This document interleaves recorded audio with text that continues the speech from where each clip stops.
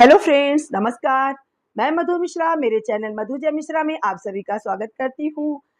आज मैं एक कजरी गीत लेकर आई हूँ। मेरे इस गाने को सुनिए और मेरे चैनल को ढेर सारा प्यार दीजिए और चैनल को लाइक कीजिए, शेयर कीजिए और सब्सक्राइब कीजिए। रेलिया रो काट कट के बाबू हम बनारस जाबैना।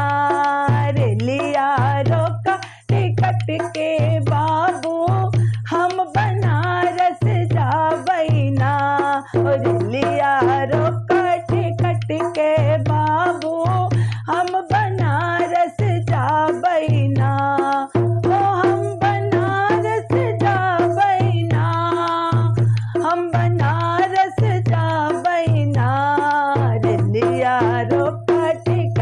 के बाबू हम बनारस जाबैना।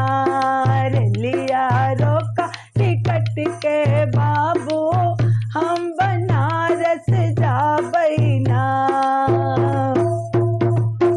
जाऊ तू जाबा बनारस हे पिया, जाऊ तू जाबा बनारस ना। जाऊ तू जाबा बनारस हे पिया, जाऊ तू जाबा बनारस ना।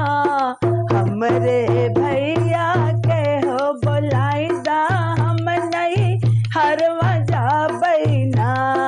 हमरे भैया के हो बोलाइदा हम नहीं हरवा जाबैना। रेलिया रोका टिकट के बाबू हम बनारस जाबैना। रेलिया रोका टिकट के बाबू हम बनारस जाबैना।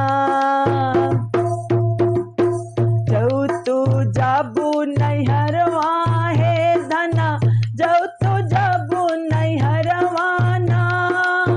जाऊ तू जाबू नैहरवा हे धना, जाऊ तू जाबू नैहरवा ना। जितनी लागल मोरी रुपैया उतनी दई के जायू ना। जितनी लागल मोरी रुपैया उतनी दई के जायू ना। रेलिया रोका टिकट के बाबू हम बनारस जाबैना।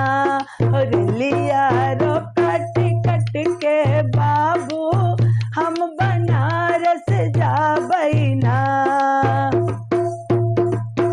जितनी लागल तोहरी रुपैया उतनी दई के जाबै है पिया, उतनी दई के जाबैना।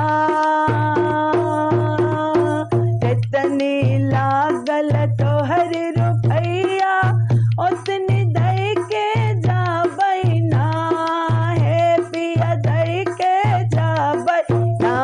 हो जैसे रहे पापा घर कुंवारी ओइसे ही कह के जाया ना।